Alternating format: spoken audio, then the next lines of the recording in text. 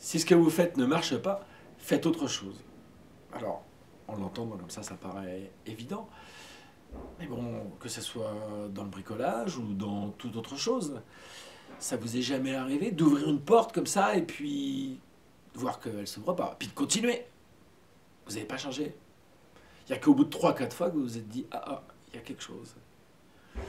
Le changement de comportement, c'est vraiment la voie royale en hypnose. On a des protocoles bien spécifiques qui sont là pour faire du changement comportemental.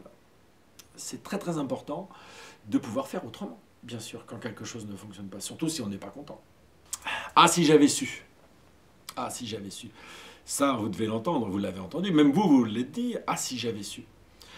Mais en fait, on n'est pas devin, on ne peut pas savoir.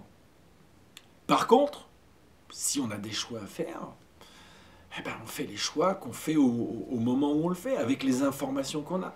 Ça, c'est important, c'est un présupposé aussi de base que à chaque moment, chaque personne fait le meilleur choix pour elle. Parce qu'elle tient compte des informations dont elle dispose au moment où elle a fait son choix, au moment où elle a fait son changement, ou pas son changement d'ailleurs. L'important, c'est qu'elle ait fait le choix et qu'elle soit à l'aise avec le fait d'avoir fait un choix parce qu'elle n'avait que les informations du moment.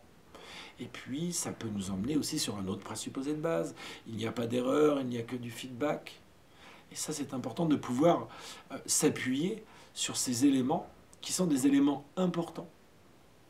Tout aussi rassurants pour la personne. Notre attitude n'est pas ce que nous sommes et nous ne sommes pas ce que nous faisons.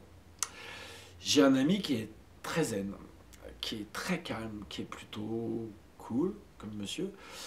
Sauf qu'une fois, il s'est retrouvé dans une bagarre.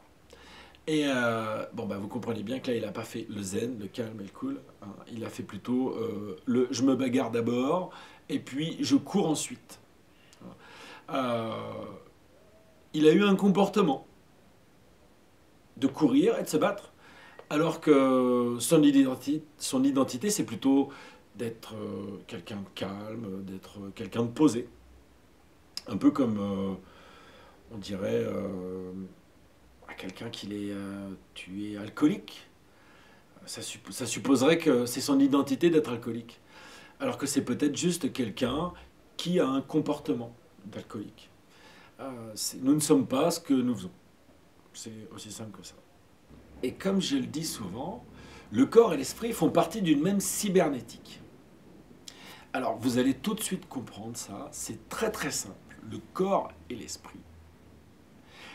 Si je suis content, ou si je souris, j'ai quand même de plus grandes chances d'avoir à l'intérieur un état interne, une émotion de sourire. Si je m'écrase comme ça, je vais plutôt avoir une sensation de mal-être, avec cette idée de mal-être.